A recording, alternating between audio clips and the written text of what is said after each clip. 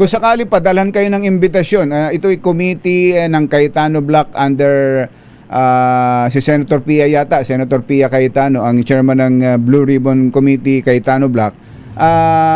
Dadalo ba kayo? Wala nang una-una, wala po dumarating na invitasyon. Pangalawa, ang nire-recognize po ngayon ng leadership ay yung pong leadership na itinatag noong June 3. Na nagkaroon na po ng mayorya na nagbotohan. Ang nagiging issue na lang po, again, as a lawyer, nagiging issue na lang is yung Senate presidency na lang. Pero as to the other issues, na-resolve na po nila yan para sa akin. So, Okay. kaya nga po nung nagkaroon ng organizational meeting, ang bagong Blue Ribbon Committee na pamumuno ni Senator Tulfo, dumalo po tayo dyan. Okay.